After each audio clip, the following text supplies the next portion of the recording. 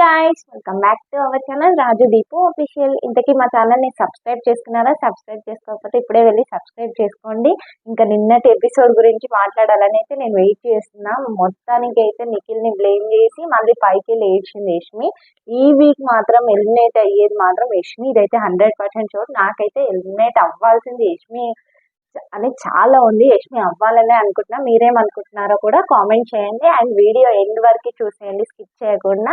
And ఏంటి, ఆదిత్య గారు వచ్చారు, గ్రూపిజం ఆడుతున్నారు, గ్రూపిజం ఆడుతున్నారు అని క్లియర్ కట్ గా చెప్పేసింది అనమాట ప్రేరణకి అండ్ మన యష్మికి. నిజంగానే గ్రూపిజం ఆడిరు, వాళ్ళని అడ్డుపెట్టి ఆడిరు అని అయితే అది అందరికీ తెలిసింది.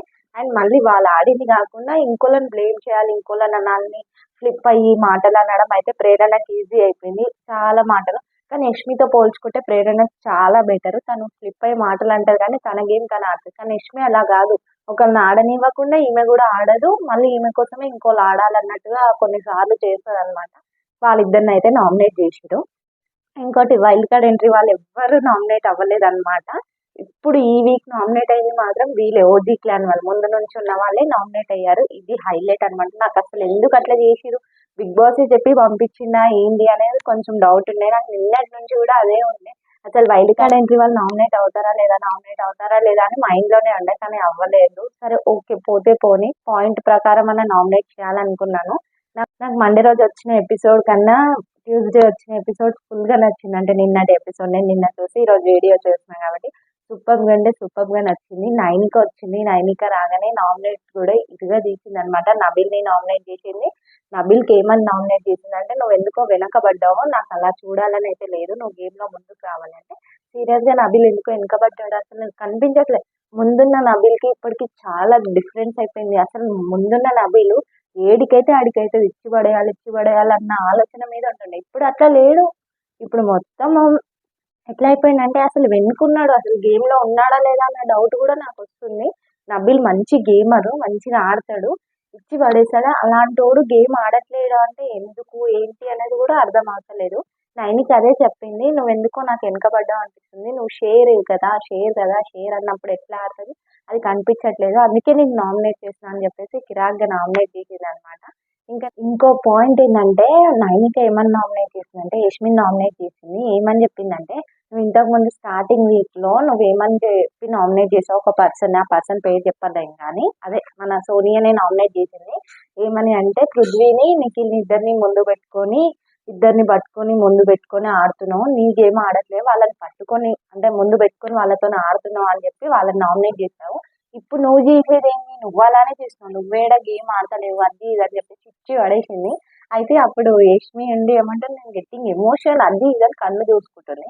నువ్వు అన్న మాటలన్నో ఆడినావు, అన్ని చేసినావు, ఇప్పుడు మళ్ళీ ఏడుస్తున్నావు ఎందుకు, ఇది కవరింగ్ చేసినట్టే నాకు అనిపించింది. పెద్ద ఓవర్ యాక్షన్ అనిపించింది నిజం చెప్పాలంటే.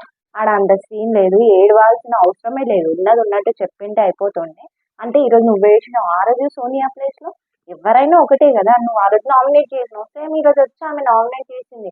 నువ్వు నీ గేమ్ ఆడు, గ్రూపిజం ఆడకు, అదే చెప్తున్నారు ప్రతి ఒక్కరు, అదే చెప్తారు, నేను కూడా చెప్తున్నా, మాకు కూడా అదే అనిపిస్తుంది. కాబట్టి నువ్వు గ్రూపిజం ఆడడం మానేస్తే ఈ వీక్ సేవ్ అవుతావు యష్మి. లేదు అంటే సేవ్ అవ్వవు, సీరియస్ చెప్తున్నా, సేవే అవ్వవు చెప్తున్నా.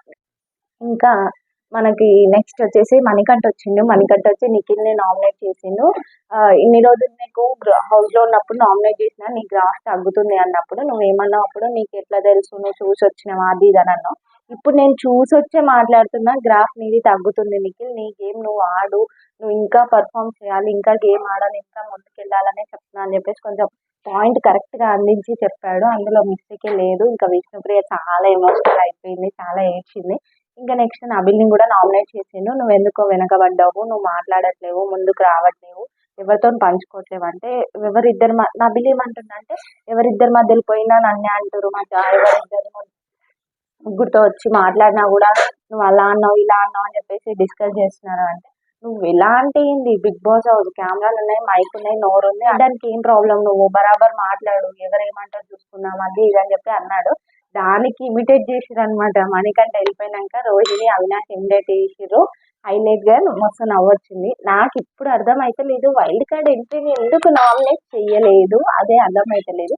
అండ్ ఇంకో పాయింట్ ఏంటంటే, సీత వచ్చి ప్రేరణ నామినేట్ చేసింది. నువ్వు మళ్ళీ చీఫ్ అవ్వాలని నీకున్నా లేదా అంటే లేదు అని చెప్పింది. మాకు కూడా లేదు నువ్వు చీఫ్ అవ్వాలని చెప్పేసి క్లియర్ కట్గా చెప్పింది. సీరియస్గా ఎన్నిసార్లు ప్రేరణ చీఫ్ అవ్వాలని చాలా మంది కోరుకున్నారు. బయట ఉండి మేము కూడా కోరుకున్నాము. కానీ నువ్వు చీఫ్ ఉండి మాత్రం ఏం కరెక్ట్గా చేయలేవు అని చెప్పేసి క్లియర్ కట్గా చెప్పింది. మాకు అస్సలు నచ్చలేదు. నీకు ఇంకోసారి చాయిస్ వచ్చినా కూడా నువ్వు అవ్వద్దనే ఉంది అని చెప్పేసి క్లియర్గా చెప్పేసింది. నువ్వు చేసిన ప్రకారం ఆ చీఫ్గా ఉన్నప్పుడు నువ్వు చేసింది నాకు ఏమాత్రం నచ్చలేదు.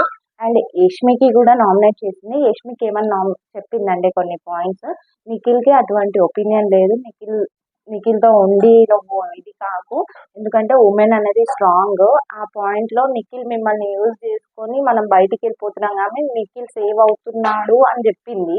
అక్కడ ఎక్కడ వాళ్ళని యూజ్ చేసుకుంటున్నాడు? ఆయన గేమ్ ఆయన ఆడుతున్నాడు, ఆయన మాటలు ఆయన మాట్లాడుతున్నాడు. ఆమెను పట్టుకొని తిరగమని చెప్తున్నా. మీ టైం మీరు వేస్ట్ చేసుకుంటున్నాడు. ఆయన ఏమన్నా వచ్చి చెప్పిందా?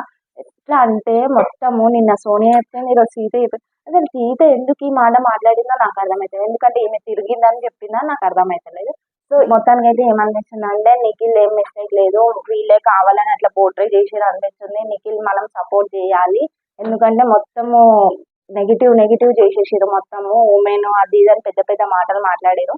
ఆయన అంత విషయాలు అయితే ఏం చేయలేదు. ఇంకా యష్మి అయితే ఎలిమినేట్ అవ్వాలని అయితే నేను 100% అనుకుంటున్నా. ఈ రోజు అయితే ఇదే గైస్. నా వీడియో నచ్చినట్లయితే లైక్ చేయండి, షేర్ చేయండి, కామెంట్ చేయండి, సబ్స్క్రైబ్ చేసుకోవడం మర్చిపోవద్దు. Bye bye, thank you.